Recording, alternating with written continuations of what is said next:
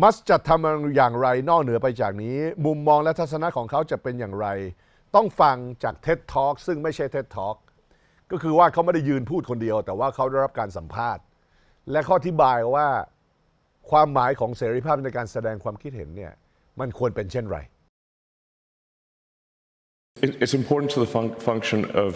democracy. It's important to the function of the United States as a free country and many other countries, and to help freedom in the world more broadly than the U.S.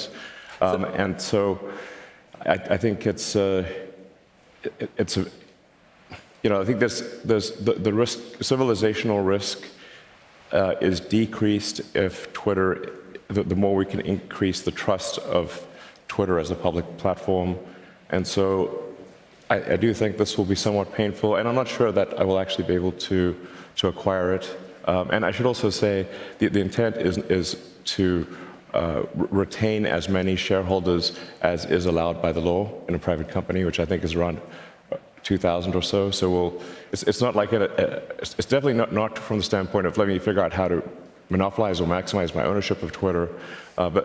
we'll try to bring along as many shareholders as we're allowed to. You don't necessarily want to pay out 40 or whatever it is $billion in cash. You'd like them to come with you in the yeah, but it's I mean I could technically afford it. I heard that. I heard that. But what I'm saying is this is not a way to sort of make money. I think it's just that I think this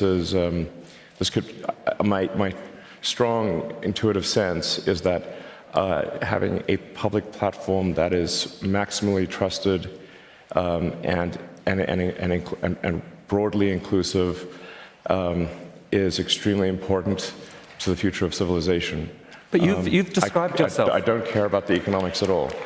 There's an obligation to do that. But going beyond that and having it be unclear who's making what changes to where, having tweets sort of mysteriously be promoted and demoted with no insight into what's going on, having a black box algorithm promote some things and not other things, I think this can be quite dangerous. So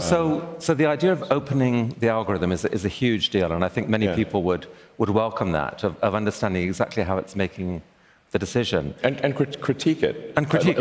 improve it. What I mean is like I think like the code should be on GitHub, so then and so people can look through it and say like I see a problem here, I don't agree with this. They can highlight issues, suggest changes in the same way that you sort of update Linux or Signal or something like that. I do think that we want to be just very reluctant to delete things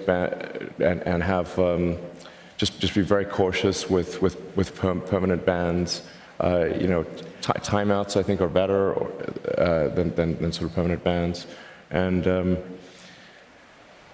but just in general, like I said,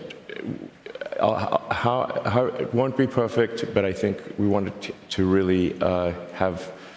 like I said, the perception and reality that speech is as free as reasonably possible. And a good sign as to whether there is free speech is someone you don't like allowed to say something you don't like. Also, I'm sure everyone is asking you and wants to talk about this big Twitter purchase. What can you tell us about what you're going to bring to Twitter now? Well, my goal, assuming everything gets done,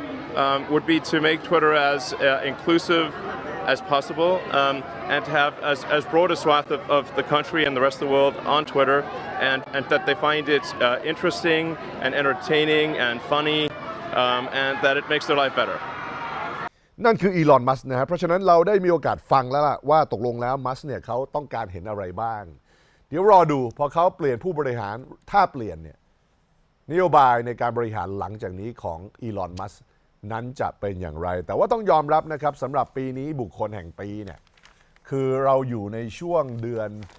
พฤษภาคมปี2565นะฮะยังไม่ถึงครึ่งปีเลย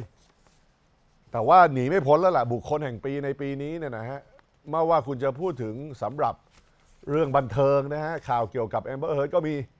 เรื่องธุรกิจอภิมหาดีล44 ล้าน 44 billion 44,000 ล้านดอลลาร์ซื้อ Twitter ก็มี และนอกเหนือไปจากนั้นบทบาททางการเมือง ผ่านการเป็นเจ้าพ่อสื่อใหม่ ในที่นี้เจ้าของจัตุรัสในการสื่อสารที่สำคัญอันดับที่ 2 รองจาก Facebook ในโลกใบนี้ของเราเนี่ยนะบุคคลแห่งปีณเวลานี้มันคืออีลอน มัสก์ไปแล้ว